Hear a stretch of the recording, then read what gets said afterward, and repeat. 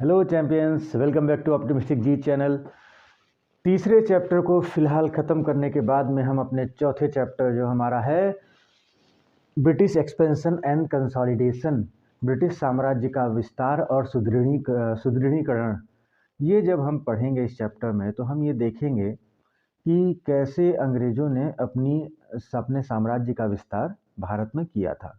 कैसे उन्होंने बंगाल, कर्नाटक, अवध, मैसूर और हैदराबाद ऐसे सभी जितने भी सिंध, जितने भी आपके रीजनल स्टेट्स यानी कि क्षेत्रीय राज्य हुआ करते थे, उन पे कब्जा कैसे किया, उसको हम इस अध्याय में पढ़ेंगे। ठीक है।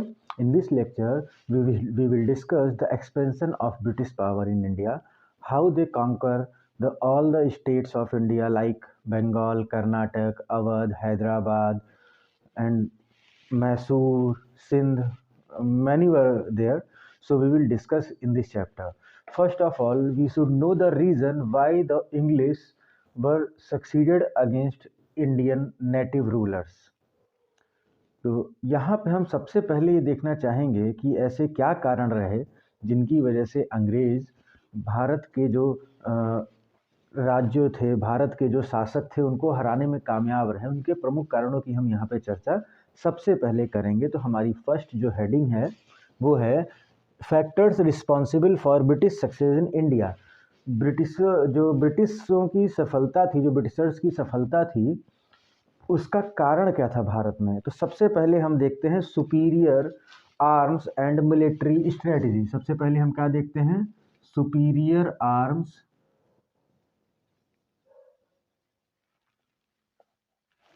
सबसे पहले हम क्या देखेंगे? Superior arms and military strategy.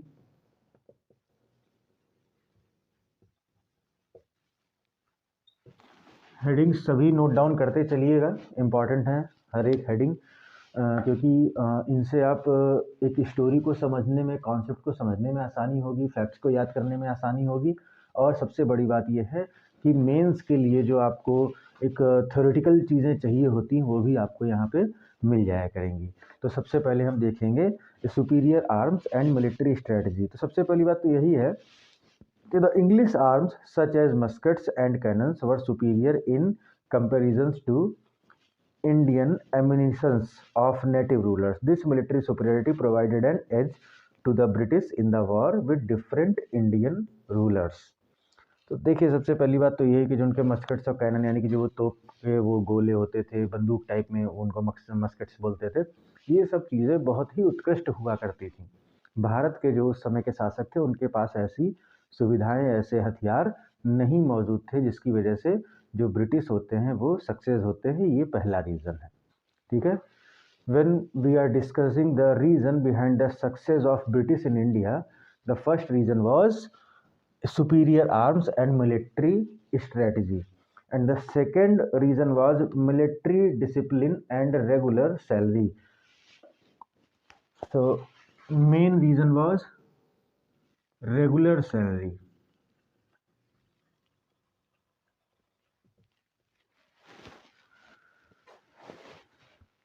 A regular system of payment of salaries and maintenance of strict discipline in the English army made the troops and officers, including the Indians loyal to the company. तो देखिए, जब आपको regular salary मिलती रहे, अब आप ऐसे सोचिए, आप कहीं काम कर रहे हैं और आपको रेगुलर सैलरी नहीं मिलती, तो क्या आप सही से काम कर पाएंगे? आप उस दृढ़ता के साथ में कार्य नहीं कर पाएंगे जैसा कि एक रेगुलर सैलरी, जो नियमित जिसको वेतन भत्ते मिलते हैं, वो जो काम वो करेगा उस तरीके से आप नहीं कर सकते। गिने चुने लोग ही हैं जो कम वेतन भत्ता मिलने पर या नियमित तौर पे वेतन भत्ता ना मिलने पर भी सही से काम कर लेते हैं। बहुत कम ही लोग ऐसे होते हैं। बाकी अगर आपको नियमित वेतन भत्ते नहीं मिलेंगे तो आप सही से कार्य नहीं कर पाएंगे। ठीक है। तो यहाँ पे सबसे जो दूसरा पॉइंट हमने पढ़ा वो है regular salary. What was in the regular salary? That regular system of payment of salaries and maintenance of strict discipline in the English army made the troops and officers including Indians loyal to the company, whereas Indian rulers were facing the issues of salaries, regular revenue to their soldiers. तो देखिए, अब जो भारत के शासक थे उनके सामने समस्या चल रही थी यही वाली कि वो रेगुलर सैलरी यानी कि नियमित तौर पे वेतन नहीं दे पा रहे थे, ठीक है, उनको राजस्व का भुगतान नहीं कर पा रहे थे। तो ये एक दूसरा कारण हुआ जिसकी वजह से अंग्रेज जो भारत में वो मजबूत होते चले गए। तीसरा अगर हम देखें तो तीसरा है fair election system.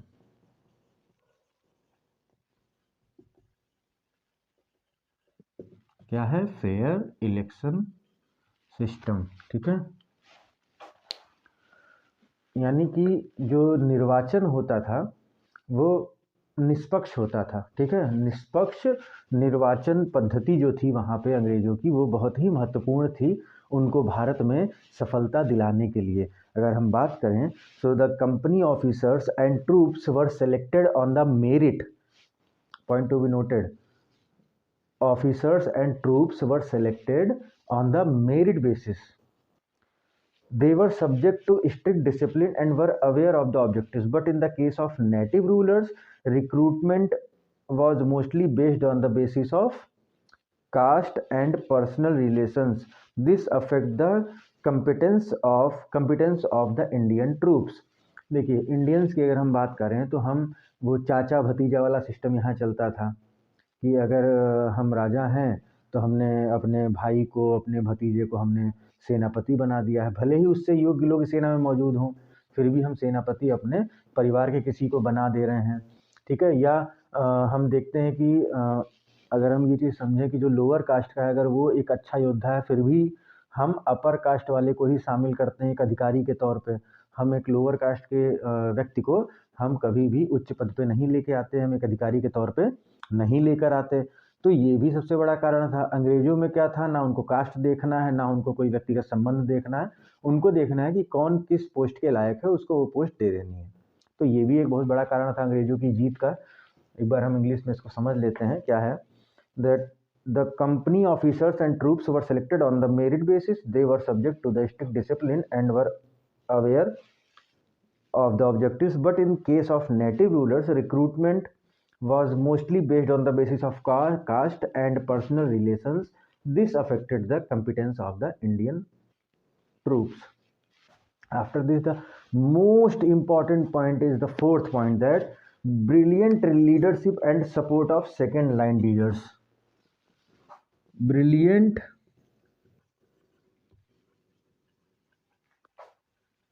leadership and support of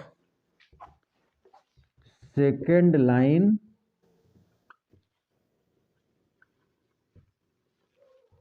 leadership.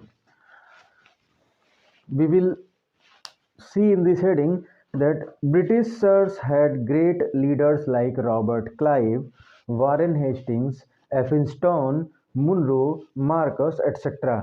The English also had the advantage of a long list of secondary leaders like Sir Eyre fought for the leaders, but fought not for the leaders, but for the cause and glory of the country.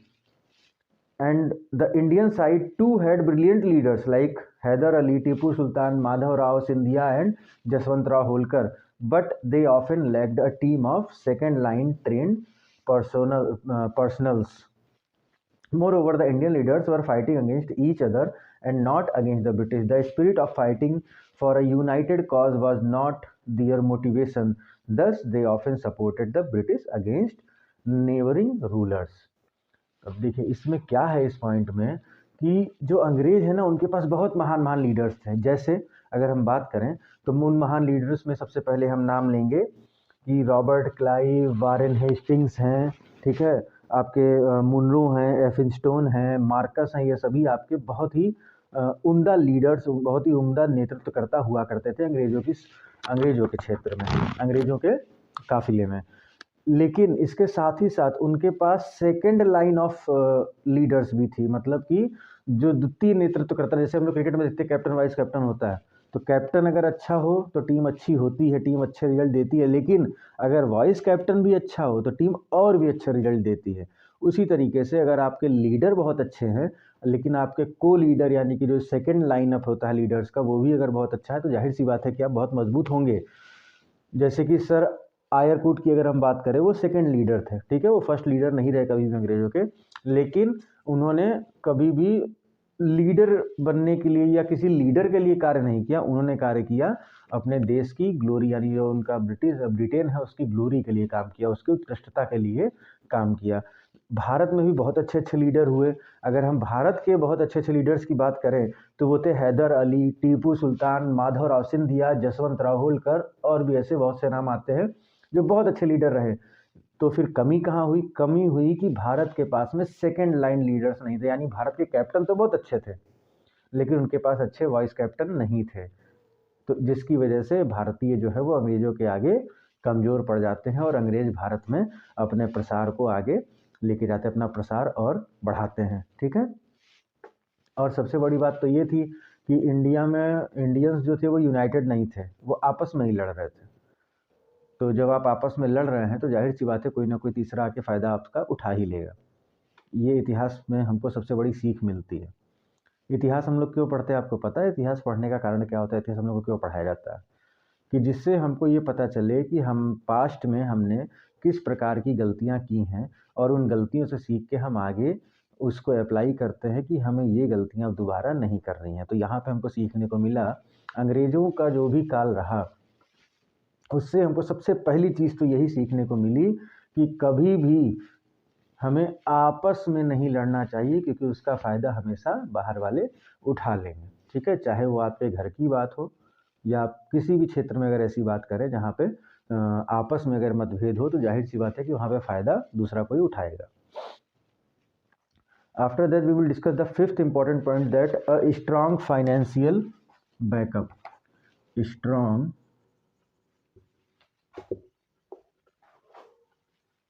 Financial backup. भैया देखो ऐसा है कि उनकी जो पृष्ठभूमि थी वो बहुत ही मजबूत अर्थव्यवस्था लेकर आती है, ठीक है। वो फाइनेंशियली आर्थिक रूप से बहुत मजबूत थे, जबकि हमारे यहाँ ऐसा नहीं था। आर्थिक रूप से मजबूत थे, अगर हम उसी बात को हम देखें तो सबसे पहले हम डिस्कस करेंगे कि that the income of the company was adequate enough to pay handsome dividends to its shareholders and also finance the English wars in India. Also, England was earning great amount of profits in trade with the rest of the world.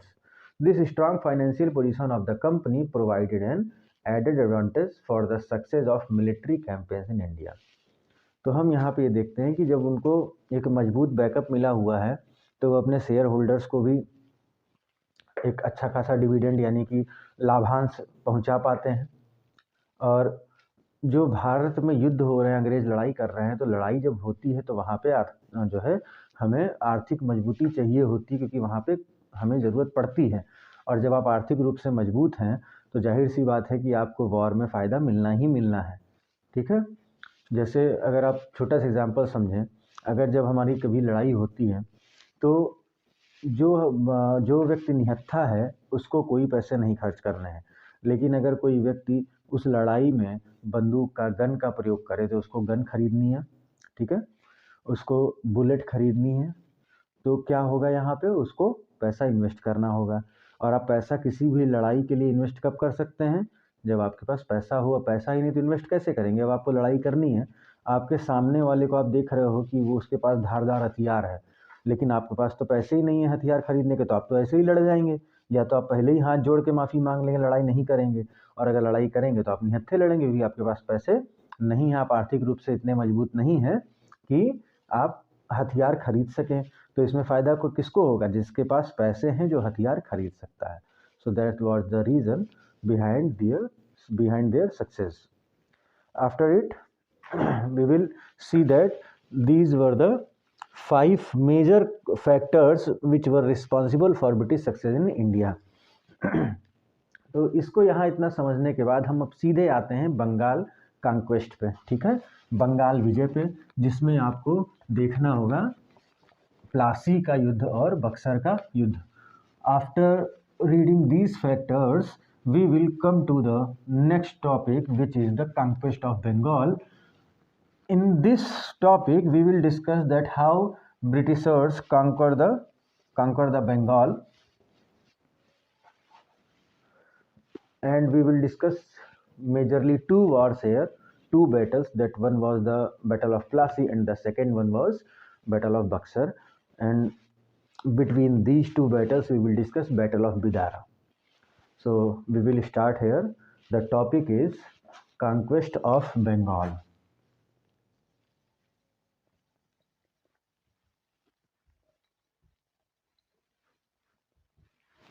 Conquest of Bengal यानी कि बंगाल विजय हम यहाँ पर पढ़ेंगे। तो देखिए, इसका अगर हम बैकग्राउंड देखें तो सबसे पहले हम बात करते हैं 1651 की, 1651 की हम बात करेंगे। सबसे पहले क्या होगा यहाँ पे, the English had established their first factory in Bengal at Hooghly after receiving the permission from Sultan Shuja the subedar of Bengal. तो 1651 में क्या होगा, first factory of Bengal, first factory of Bengal, इसको ऐसे नोट करते चलिएगा फैक्ट के रूप में, ठीक है। First factory of Bengal at Hooghly, और इसमें परमिशन किसने दी थी, शुजा ने, प्रिंस शुजा, ठीक है, प्रिंस शुजा ने, सुल्तान शुजा ने किसने दी थी, सुल्तान शुजा, ये थे सूबेदार ऑफ बंगाल, बंगाल के सूबेदार या सूबेदार थे सुल्तान शुजा, जिन्होंने परमिशन दी अंग्रेज़ों को, और उन्होंने 1651 में पहली फैक्ट्री हुगली में इस्टेब्लिश की बंगाल की। बंगाल में पहली ब्रिटिश फैक्ट्री हुगली 1651, याद रहेगा ये पॉइंट। आगे बढ़ते हैं, ठीक है। इसके बाद हम देखते हैं 1698, इसके बाद हम किसकी बात करेंगे, 1698। Now we will discuss about 1698। In 1698 the East India Company obtained the zamindari of Sutanuti, zamindari of Sutanuti, Kalikata, Kalikata and Govindpur, Kalikata and Govindpur.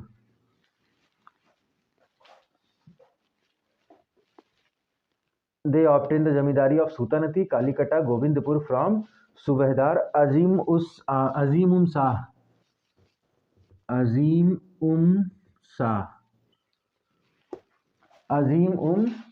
he was the सूबेदार of Bengal.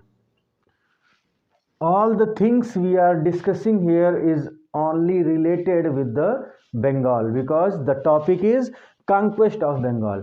चूँकि हम बंगाल विजय पढ़ रहे हैं, ब्रिटिशर्स की, जो ब्रिटिश थे उनकी बंगाल विजय के बारे में पढ़ रहे हैं, तो यहाँ जो भी हम तथ्य लेकर आ रहे हैं ये सभी आपके बंगाल से रिलेटेड है। जैसे हम कह रहे हैं सूबेदार, तो ये सूबेदार है आपका बंगाल का, हमने वहाँ बोला सूबेदार, तो वो सूबेदार था उस समय बंगाल का, ठीक है। तो हम ये देख रहे हैं। इसके बाद हम बात करते हैं 1700 की। तो भैया 1698 में क्या हुआ कि उन्होंने जमींदारी हासिल कर ली, कहाँ कहाँ की, याद रखिएगा, सूतानती, कालीकटा और गोविंदपुर की। किससे हासिल की थी, सूबेदार ऑफ बंगाल, बंगाल के सूबेदार जिनका नाम था अजीमुम शाह से इन तीन जगहों की जमींदारी उन्होंने प्राप्त कर ली। इसके बाद 1700 में फोर्ट विलियम बना। कौन, क्या बना, फोर्ट विलियम। और जो बंगाल की फैक्ट्री थी जितनी भी, वो इसके अंडर में आ गई। जो बंगाल की फैक्ट्री थी, ठीक है, वो प्लेस की गई किसके अंडर में, फोर्ट विलियम के। किसके अंडर में, फोर्ट विलियम यानी किला, ठीक है। और इसके बाद हम देखते हैं 1717 की बात। ये सब पूरा बैकग्राउंड चल रहा है, हम इसको लाइन टू लाइन समझते रहेंगे, तभी हम पहुंचेंगे कहाँ पे, कॉन्क्वेस्ट ऑफ बंगाल पे। अभी हम बैकग्राउंड समझ रहे हैं इसका, ठीक है, हम पृष्ठभूमि देख रहे हैं बंगाल विजय की। इसके बाद हम देखते हैं 1717। तो in 1717 emperor Farrukhsiyar granted the trade privileges to company. किसकी हम बात कर रहे हैं, Farrukhsiyar.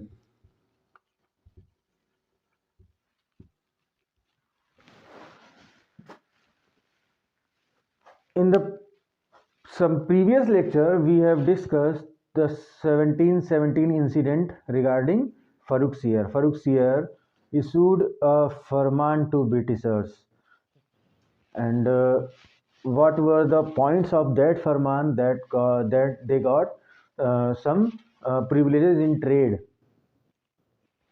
in 3 areas. First one was Bengal in Mumbai. So I hope you all remember that point. If you do not remember, then please go and watch the video of that lecture. अगर आप जो है यहाँ पे याद कर पा रहे हो, जब मैंने पढ़ाया था कि फ़र्रुखसियर जो हैं वो 1717 में गोल्डन फरमान जारी करते हैं, जिसमें उन्होंने कहा था कि बंगाल में, बम्बई में जो आपका जो भी व्यापार हो रहा था उसमें उनको फ्री ट्रेड दिया गया था। उनके इसके बदले में उनको साल में कुछ एक फिक्स जो है पैसा देना होता था, किराए के तौर पे आप कह सकते हैं। बाकी आपका ट्रेड जो हो जाता है, व्यापार जो होता है वो फ्री हो जाता है, और उसके बाद उसमें सिक्के जारी करने के राइट मिल जाते हैं। बस उसमें मुग़ल एम्परर का फ़ोटो या नाम होना चाहिए, ठीक है। तो ये सारी चीज़ें हमने उसमें पढ़ी थी यहाँ पे। तो 1717 में फ़र्रुखसियर जो है वो गोल्डन फरमान जारी करता है, ठीक। इसके बाद हम देखते हैं 1717 में ही मुर्शीद कुली खान के बारे में, ठीक है। इसके बाद 1717 मुर्शीद कुली खान।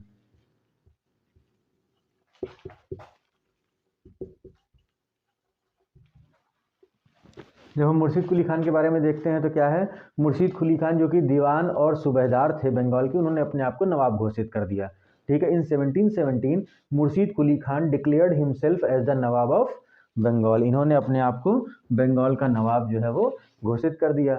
इसके बाद हम देखते हैं 1740 1740 में, ठीक है। 1740 में क्या होता है, Ali Vardi Khan did not allow fortifications of French and English factories at Chandernagar and Calcutta, ठीक है। तो अली वर्दी खान जो होंगे वो क्या करते हैं,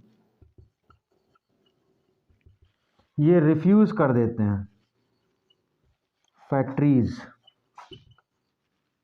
फैक्ट्रीज नहीं, फोर्टिफिकेशन। क्या रिफ्यूज़ कर देते हैं, फोर्टिफिकेशन यानी कि किलेबंदी, फोर्टिफिकेशन को रिफ्यूज़ कर देते हैं, रिफ्यूज़ फोर्टिफिकेशन। अब इन्होंने फोर्टिफिकेशन रिफ्यूज़ किया, किसका, फ्रेंच का और इंग्लिश का। कहाँ पे, चंदेर नगर, ठीक है, चंदेर नगर, और दूसरा है कलकत्ता। तो इसके बाद 1757 हम देखते हैं, ठीक है। इन 1740 Ali Vardi Khan did not allow fortifications of French and English factories at Chandernagar and Calcutta.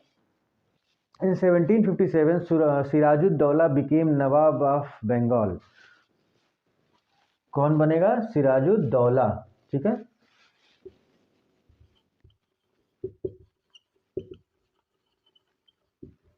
Siraj-ud-Daulah became nawab of Bengal. His succession was challenged by his two other contenders for the throne. One was Shaukat Jung and second was Ghasiti Begum versus Shaukat Jung and Ghasiti Begum.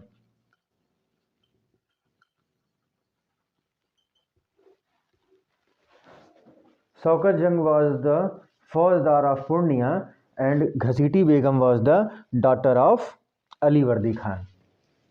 तो क्या हुआ, 1757 में सिराजुद्दौला बैठते हैं गद्दी पे, बंगाल के नवाब बनते हैं, लेकिन उनकी इस गद्दी पे जो बैठे हैं वो उसका विरोध करते हैं। उनके दो और जो उनके आप कह सकते हैं प्रतियोगी थे उनके साथ में, जो अपने आप को क्लेम करते हैं कि वो बनेंगे नवाब। तो उसमें सबसे पहले आपके थे पूर्णिया के फौजदार, जिनका नाम था शौकत जंग, और दूसरे थे घसीटी बेगम, जो कि बेटी थी अली वर्दी खान की, ठीक है।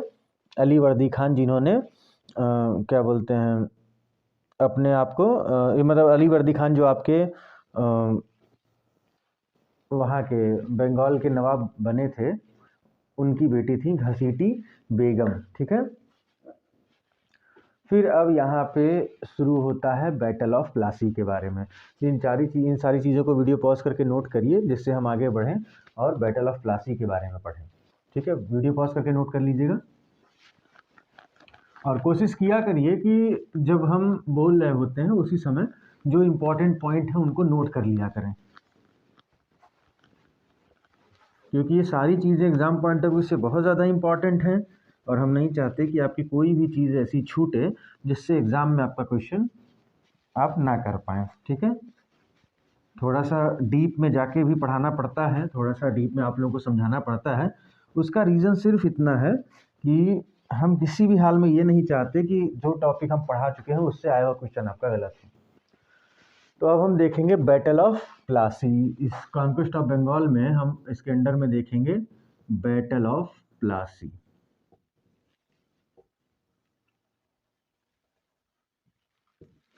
बैटल ऑफ प्लासी जब हम देखते हैं तो इसमें सबसे पहले हम देखेंगे रीजंस, कॉजेज। सबसे पहले हम क्या देखेंगे? रीजंस,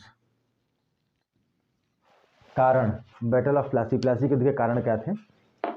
तो सबसे पहला कारण है फरमान ऑफ 1717। क्या है? फरमान ऑफ 1717 का फरमान, वही फरमान जिसकी हम बात कर रहे थे जो फर्रुखसियर ने दिया था 1717 में। ठीक है, क्या है? This royal farman became a source of conflict between the Bengal's nawab and the East India Company. Why nawabs were unhappy, so we will see that the loss of revenue or to the Bengal, the servants of company to evade taxes on their private trade misused दस्तक्स। तो उस फरमान की अगर हम बात करें तो उस फरमान में एक दस्तक नाम की चीज़ आई थी। हमने बताया था आप लोगों को, हम एक बार फिर थोड़ा सा समझा देते हैं दस्तक क्या होता है। दस्तक था कि जो कंपनी थी, ठीक है, तो कंपनी का कोई भी व्यापार अगर हो रहा है, ठीक है, आप किसी कंपनी में काम करते हैं, आप कंपनी का सामान लेके लखनऊ से और आप मान के चलिए कि भोपाल जा रहे हैं मध्य प्रदेश। तो जब आप यहाँ से वहाँ जा रहे हैं तो ट्रेड कर रहे हैं यहाँ लेकिन वो सामान किसका है? कंपनी का है। तो अगर आप कंपनी का सामान लेके यहाँ से वहाँ जाते हैं तो आपको कंपनी एक दस्तक, जो कंपनी के आपके सीनियर ऑफिसर्स रहेंगे, वो एक दस्तक इशू करेंगे। दस्तक एक टाइप का कार्ड है, समझिए, एक टोकन है कि जिसके पास में भी वो कार्ड होगा, वो दस्तक होगी, उसको रास्ते में उस ट्रेड के लिए कोई भी टैक्स नहीं देना होगा, कोई भी पैसा, कोई भी रेवेन्यू जो है वो देना नहीं होगा। ये पावर मिली थी उस फरमान के ज़रिए अंग्रेज़ों को। अब हुआ क्या कि ये मिला था कंपनी के सरकारी काम के लिए, लेकिन जो इनके कंपनी के वर्कर्स थे, जो ईस्ट इंडिया कंपनी के ऑफिसर्स थे, वो उसको प्राइवेट ट्रेड में ही भी यूज़ कर रहे थे। प्राइवेट ट्रेड मतलब कि जो कंपनी का व्यापार नहीं था, अपना खुद का है, हम अपने लिए कुछ सामान ले रहे हैं, हम जैसे हम अपना घर बनवा रहे हैं, हमको मार्बल्स चाहिए, हमने राजस्थान से मार्बल्स मंगवाए। अब हमने जब राजस्थान से मार्बल्स मंगवाए तो ये तो हमारा व्यक्तिगत कार्य है ना, लेकिन जस्ट बिकॉज कि मैं परिवहन विभाग में कार्य करता हूँ, तो परिवहन विभाग का अगर कुछ सामान आ रहा है तो जाहिर सी बात है कि उसमें कोई टैक्स नहीं लगेगा। लेकिन हम उसका फ़ायदा क्या उठा रहे हैं? परिवहन विभाग में होने के नाते हम अपना व्यक्तिगत जो हम सामान लेके आ रहे हैं उसको भी परिवहन विभाग के अंतर्गत दिखा दे रहे हैं, तो हम टैक्स नहीं दे रहे हैं। तो जब हम टैक्स नहीं देंगे तो नुकसान किसका होगा? वहाँ की गवर्नमेंट का होगा। तो उस समय नुकसान किसका हो रहा था? नवाब का हो रहा था। ठीक है, तो इस वजह से नवाब जो थे वो अनहैप्पी थे, मतलब कि नवाब जो था वो इस बात से खुश नहीं था और थोड़ा थोड़ा एक कॉन्फ्लिक्ट जो है इसकी वजह से क्रिएट हो रहा था। फिर इसके बाद हम बात करेंगे शेल्टर टू कृष्णा दास। ठीक है, तो सबसे पहले तो हो गया रॉयल फरमान के बारे में। ठीक, फिर इसके बाद दूसरा पॉइंट है shelter of Krishna Das. Shelter of Krishna Das, अगर हम शेल्टर ऑफ कृष्णा दास की बात करें तो the company had given a shelter to Krishna Das who had fled from the immense treasures against the nawab's will. तो भाई देखिए, नवाब का एक भगोड़ा था, उसको क्या किया था? अंग्रेजों ने पनाह दे दी थी, उसको शेल्टर दे दिया था। तो इस वजह से भी जो नवाब था वो रुष्ट हो चुका था, वो नाराज़ हो चुका था। इसके बाद अगला था सपोर्ट टू घसीटी बेगम। क्या था? सपोर्ट टू घसीटी बेगम। घसीटी बेगम जो अली वर्दी खान की पुत्री थी, जो चाहती थी कि अगली नवाब वो बने, लेकिन बनता कौन है? सिराजुद्दौला बनता है। तो चूंकि सिराजुद्दौला बन गया नवाब और घसीटी बेगम को सपोर्ट कर रहे हैं अंग्रेज, तो जाहिर सी बात है कि फिर अंग्रेज़ों से कॉन्फ्लिक्ट तो होना ही है, अंग्रेज़ों से संघर्ष तो होना ही है। तो support to Ghaseti Begum the English company had also supported the claims of Ghasiti Begum to the throne, and the main immediate cause was to protect itself from the French threat. The company had started the fortification of Fort William and mounted guns on its wall. Siraj requested repeatedly to the company from further fortification, which was not listened by the English. Hence, Siraj decided to launch an offensive action against the company. अगर हम बात करें immediate cause की, अगर हम बात करें immediate cause की, त्वरित कारण की, अगर हम बात करें तुरंत ऐसा क्या हुआ जिसकी वजह से युद्ध छिड़ ही गया, क्योंकि ये मनमुटा तो काफ़ी टाइम से चल रहा था, फरमान की वजह से दस्तक का मिसयूज़ हो रहा है, कृष्णा दास को उन्होंने शेल्टर दे दी, पनाह दे दी, ठीक है, घसीटी बेगम को सपोर्ट कर दिया जो कि सिराजुद्दौला के विरोध में थी, जो गद्दी पे बैठना चाहती थी, तो इतनी सारी चीज़ चल रही थी। फिर अचानक से ऐसा क्या हो गया कि युद्ध शुरू ही हो गया, क्योंकि ये सब रीजन तो कई दिन से चल रहे थे, उस समय क्यों नहीं शुरू हुआ? तो इसका त्वरित कारण ये था कि जो बंगाल के नवाब थे उन्होंने मना किया था कि अब आप लोग कोई भी फोर्टिफिकेशन नहीं करेंगे, ठीक, लेकिन चूंकि वहाँ पे इंग्लिश फैक्ट्रीज भी हैं और आपकी फ्रेंच फैक्ट्रीज भी हैं, तो जो फोर्ट विलियम था वहाँ पे अंग्रेज अपने आप को फ्रेंच से सिक्योर करने के लिए, या कहिए सिक्योर करने के नाम पे वो वहाँ पे फोर्टिफिकेशन यानी कि किलेबंदी कर रहे थे, ठीक है, और वहाँ जो फोर्ट विलियम था उसके दीवारों पे चारों तरफ से गन वगैरह उन्होंने लगा दी थी। तो इस चीज़ से जो सिराजुद्दौला था वो काफ़ी नाराज़ हुआ, क्योंकि वो लगातार बोल रहा है कि आप ये मत करिए, आप ये मत करिए, और लोग अंग्रेज जो हैं वो किए जा रहे थे। तो इसकी वजह से फिर सिराजुद्दौला ने डिसाइड किया कि अब हमको कुछ ना कुछ कदम उठाना पड़ेगा, और उसी के बाद शुरू होता है प्लासी का युद्ध। और यहीं पे एक घटना होती है जिसको हम कहते हैं ब्लैक होल ट्रेजिडी, ठीक है, ब्लैक होल त्रासदी के बारे में हम यहाँ इसी टॉपिक में इसी पॉइंट पे पढ़ेंगे। इमीडिएट कॉज जो था वो आपका यही था, ठीक। इमीडिएट कॉज में हमने देखा कि क्या हो गया आपका, कि जो फोर्टिफिकेशन किया जा रहा था वो आपका उससे सिराजुद्दौला नाराज़ हो जाता है और ऑफेंसिव एक्शन लेने का प्लान करता है। अब हम देखते हैं वॉर की शुरुआत कैसे होती है, ठीक है। इमीडिएट कॉज में ही आपका ब्लैक होल आ जाता है, ब्लैक होल ट्रेजिडी, हम उसको पढ़ते हुए हम आगे बढ़ेंगे। तो अब हम देखेंगे कोर्स ऑफ वॉर, ठीक है। अब हम युद्ध के बारे में पढ़ेंगे, बैटल ऑफ प्लासी के बारे में पढ़ेंगे। तो सब हम देखेंगे कोर्स ऑफ वॉर। अगर हम देखते हैं तो सबसे पहले आता है black hole tragedy, black hole tragedy, black hole त्रासदी, ये होती है जून 1756 में।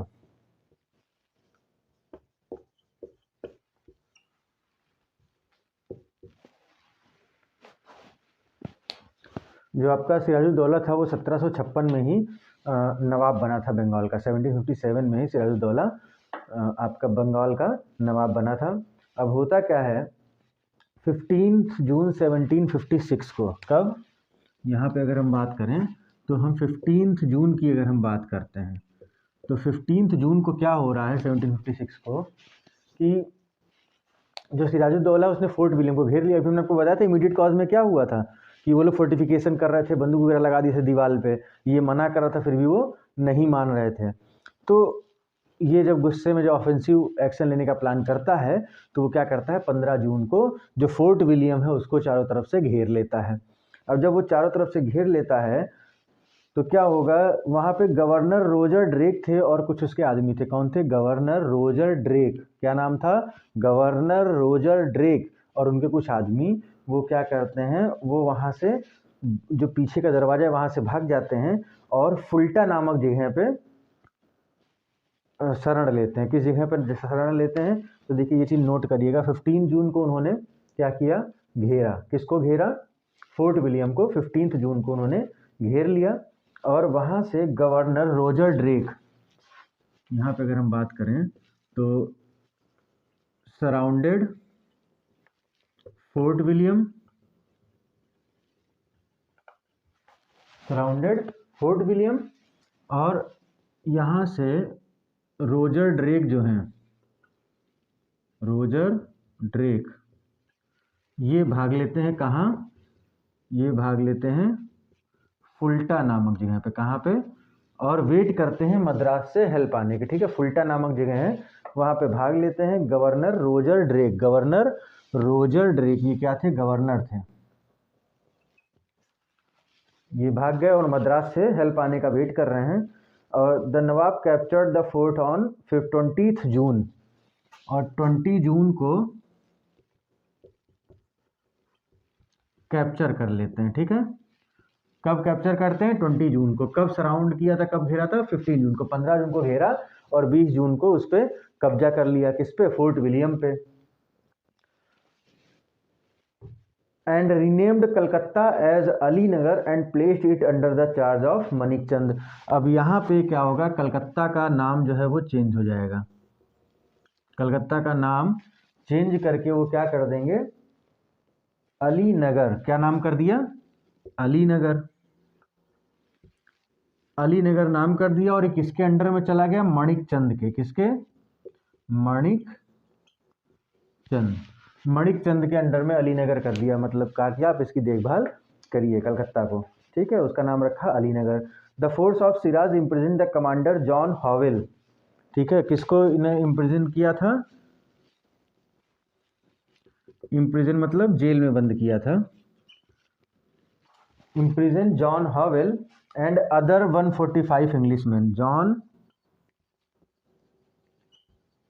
हॉवेल एंड 145 अदर्स, इनको एक जेल में बंद कर दिया, यानी 146 लोगों को एक जेल में बंद कर दिया, जिसमें से अगली सुबह केवल 26 जो थे वो सरवाइव कर पाए। कितने सरवाइव कर पाए, 26 लोग ही जिंदा बचे, बाकी सब क्या हो गए, घुटन से और गर्मी से मर जाते हैं। और इसी इंसिडेंट को कहा गया ब्लैक होल ट्रेजेडी। तो शुरुआत वो इमीडिएट कॉज वाली है कि वो फोर्टिफिकेशन करने से मना करते हैं, लेकिन जो ब्रिटिशर्स हैं वो उसकी सुनते ही नहीं हैं, वो कहे जा रहा मत करिए मत करिए, वो करे जा रहे हैं। फिर वो चिढ़ गया और उसने आक्रमण किया फोर्ट विलियम पे। फोर्ट विलियम को 15 जून को घेर लिया, 15 जून 1756 को, और 20 जून 1756 को उस पर कब्जा कर लिया, और कलकत्ता का नाम बदल के अलीनगर कर दिया। और अलीनगर किसके अंडर में दे दिया, मणिकचंद के अंदर में दे दिया। और जब ये 15 जून को घेरता है तो फोर्ट विलियम को, ठीक है, फोर्ट विलियम जो किला उसको जब घेरते हैं तो वहाँ पे रोजर ड्रेक गवर्नर थे, जो भाग जाते हैं अपने लोगों के साथ में, और कहाँ जाके शरण लेते हैं, फुल्टा में जाके शरण लेते हैं। तो इस तरीके से ये आपकी हो जाती है ब्लैक होल ट्रेजेडी। फिर इसके बाद हम देखते हैं कोर्स ऑफ वॉर में दूसरा है ट्रीटी ऑफ अलीनगर। क्या है, ट्रीटी ऑफ अलीनगर। अलीनगर की संधि की हम बात करेंगे यहाँ पे। जब हम अलीनगर की संधि की बात करते हैं तो ये है फरवरी 1757, फरवरी 1757। तो फरवरी 1757 में क्या होता है, the surrender of Manikchandra forced Siraj to make peace with the English and sign the treaty of Alinagar.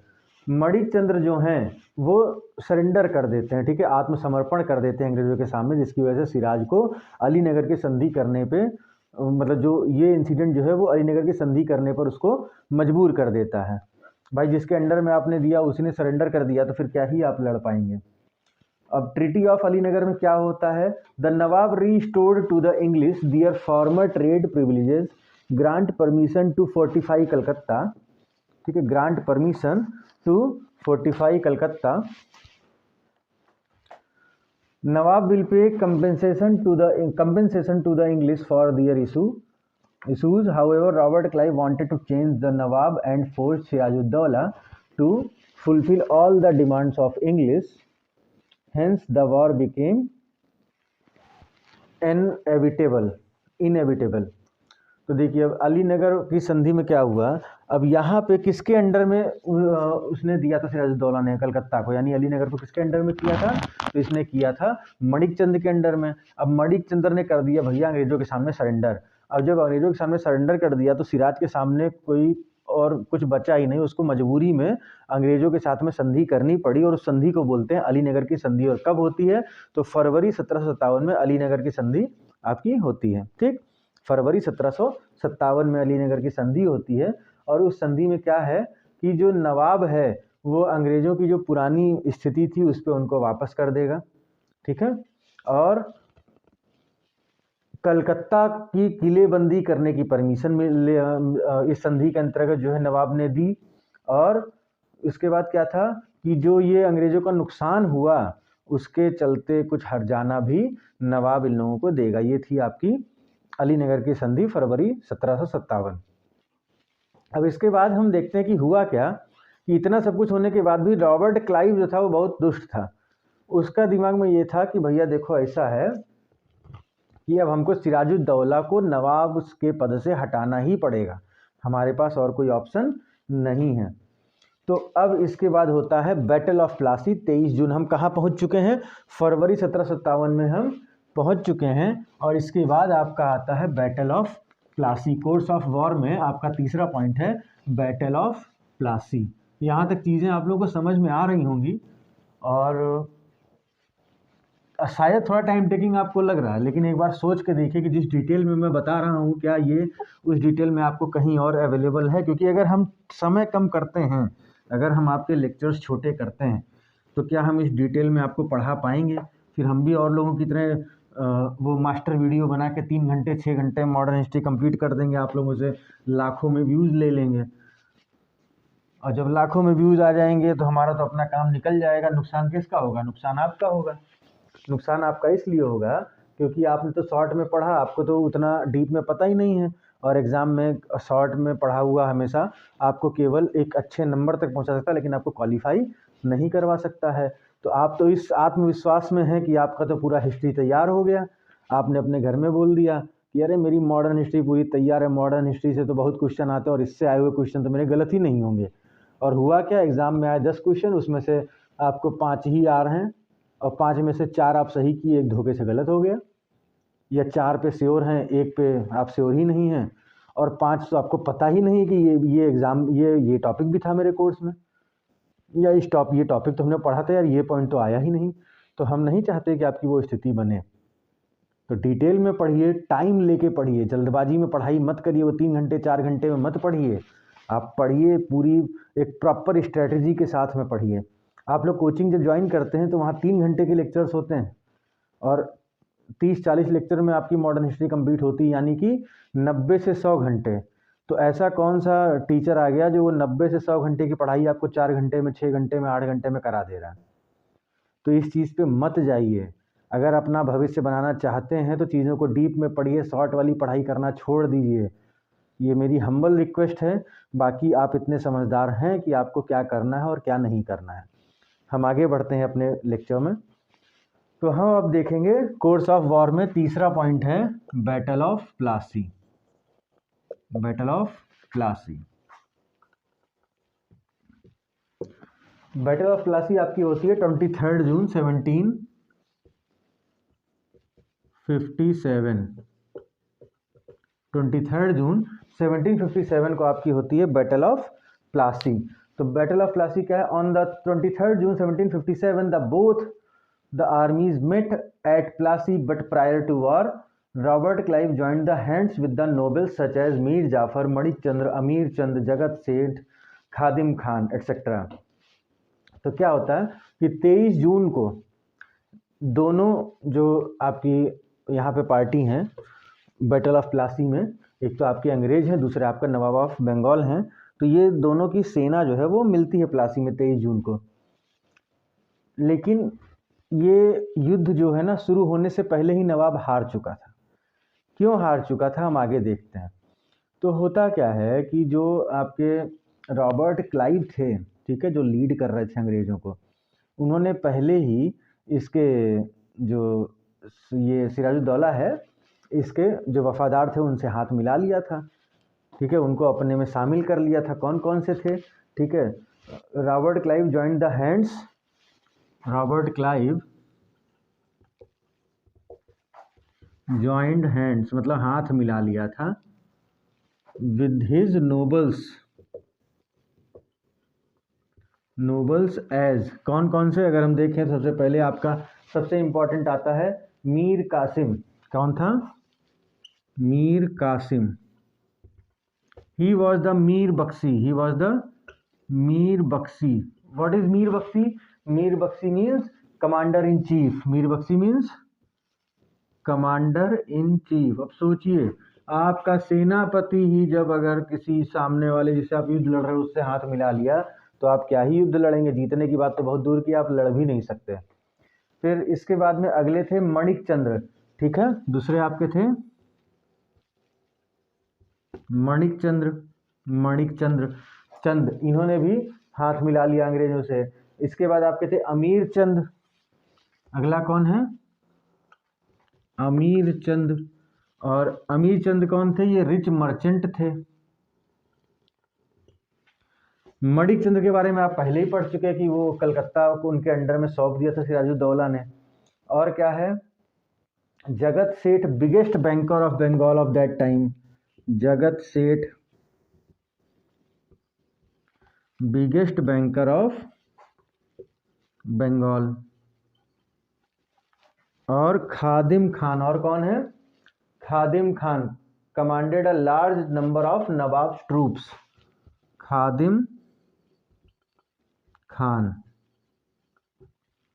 ये एक बहुत बड़े ट्रूप यानी बहुत बड़े सैन्य टुकड़ी का कमांडर था। इतने लोग बताइए, अगर आपके इतने सारे खास लोग जो आपके वफादार हैं, जो आपके अंडर में काम कर रहे हैं, इतने लोग अगर सामने वाली पार्टी के साथ शामिल हो गए तो आपका जीतना तो नामुमकिन है। आप सोच भी नहीं सकते कि आप वहाँ पे उस युद्ध को जीत सकते हैं। तो अब क्या होगा भैया कि इसके बाद में जो सिराजुद्दौला है वो हार जाएंगे। सिराजुद्दौला की तरफ से केवल 2 लोग थे जिनके लीडरशिप में वहाँ पे युद्ध होता है, वो थे मीर मदान और मोहन लाल, ठीक है। यहाँ पे सपोर्टर्स ऑफ नवाब की अगर हम बात करें तो वो है मीर मदान और मोहन लाल। मीर मदान एंड मोहन लाल, ये 2 नवाब की तरफ से अपनी पूरी ताकत लगाते हैं युद्ध में और लड़ते हैं। हालांकि जो नवाब की सेना है वो हार जाती है और अंग्रेज यहाँ पे जीत जाते हैं। अब अगर हम देखें इसके कॉन्सिक्वेंसेस क्या होंगे, ठीक है। ये हो गया आपकी बैटल ऑफ प्लासी, आप समझ गए। अब इसके बैटल ऑफ प्लासी के परिणाम क्या होते हैं, ठीक है।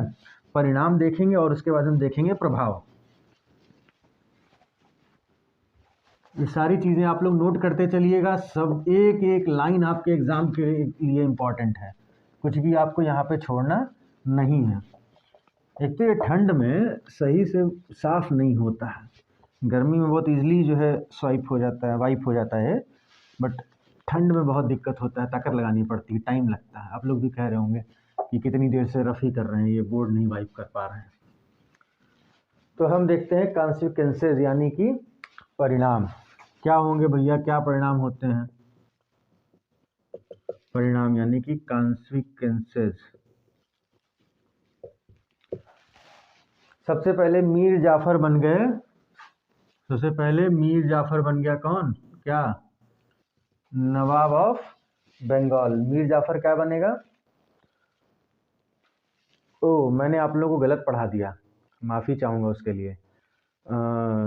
जिन लोगों ने साथ दिया था अंग्रेज़ों का, उसमें मैंने सबसे पहले बताया था मीर कासिम। वो जो मीर बख्शी था वो मीर कासिम नहीं है, वो मीर जाफ़र है। प्लीज़ उसको सही कर लीजिएगा, I am really very sorry, मैंने आपको वहाँ पे गलत बोल दिया। वो है मीर जाफ़र, मीर कासिम नहीं है, मीर जाफ़र है। थोड़ा सा ह्यूमन एरर है, उसको माफ़ करिएगा। मैं फिर से बोल रहा हूँ, मीर कासिम नहीं है, मीर जाफ़र है। मीर कासिम नहीं, मीर जाफ़र है, जिसने प्लासी के युद्ध में अंग्रेज़ों का साथ दिया था अपने नवाब के अगेंस्ट में जाके। किसने दिया था? मीर जाफ़र ने, मीर कासिम नहीं था, ठीक है। तो अब मीर कासिम आपका बन जाते हैं नवाब ऑफ बंगाल। मीर जाफ़र जो है वो बन जाएंगे नवाब ऑफ बंगाल। तो पता नहीं क्यों मीर कासिम बार बार दिमाग में आ रहा है। मीर कासिम का खेल तो मीर जाफ़र के बाद शुरू होना है और यहीं से मेरे दिमाग में मीर कासिम चल रहा है। प्लीज़ उसको आप लोग रीराइट कर लीजिए, मीर कासिम नहीं है, मीर जाफ़र है। मैं बार बार बोल रहा हूँ क्योंकि बहुत से लोगों ने वहाँ पे लेक्चर देख के सोच लिया होगा कि गलत पढ़ा दिया और वो चले गए। बट आप लोग अपने सभी लोग जो आपको, अगर कोई आपसे बताए कि मैंने गलत पढ़ाया तो आप उनको जाके बता दीजिएगा कि वो मीर कासिम नहीं है, वो मीर जाफ़र है। मैंने आगे तुरंत बताया है उस बात को, ठीक है। तो मीर जाफ़र जो हैं वो बन जाते हैं नवाब ऑफ बंगाल। मीर जाफ़र क्या हैं? नवाब ऑफ बंगाल। तो मीर जाफर बन गया नवाब ऑफ बंगाल। उसके बाद Robert Clive confirmed as governor of Bengal. Robert Clive ये बन गए गवर्नर ऑफ बंगाल। ठीक है, बंगाल के नवाब बन गए मीर जाफर और गवर्नर बन गए आपके Robert Clive. And the English company was granted undisputed right to free trade in Bengal, Bihar and Odisha. Free trade Bengal, Bihar and Odisha. Orissa और बंगाल में एकदम फ्री ट्रेड उनको मिल गया अब। ठीक। And the company was granted zamindari of 24 Parganas near Calcutta. जमींदारी मिल गई। ठीक है, अंग्रेजों को जमींदारी मिली किसकी? 24 परगना डिस्ट्रिक्ट की। 24 परगना डिस्ट्रिक्ट ये आपका कलकत्ता के पास में है, 24 परगना डिस्ट्रिक्ट। तो वहाँ की जमींदारी जो है वो मिल गई अंग्रेजों को। उसके बाद हम देखते हैं और क्या कॉन्सिक्वेंसेज में आएगा। Mir Jafar paid a large amount of money as personal present to Clive and compensation to the company's losses. जो कंपनी का नुकसान हुआ इस युद्ध में उसका हर्जाना भी मीर जाफर देते हैं उनको। ठीक है, उनको पैसे देते हैं। And all the French settlement in Bengal were surrendered to the company. जो फ्रेंच सेटलमेंट थे वो किसके हाथ में आ गए? सभी के सभी अब आ गए अंग्रेजों के हाथ में। ठीक है, जो फ्रेंच सेटलमेंट थे वो किसके हाथ में आ गए? वो आपके आ गए अंग्रेजों के हाथ में। कोई डाउट है इस बात में? ठीक है, तो हम आगे बढ़ते हैं। अब हम देखते हैं सिग्निफिकेंस, प्रभाव। ठीक है,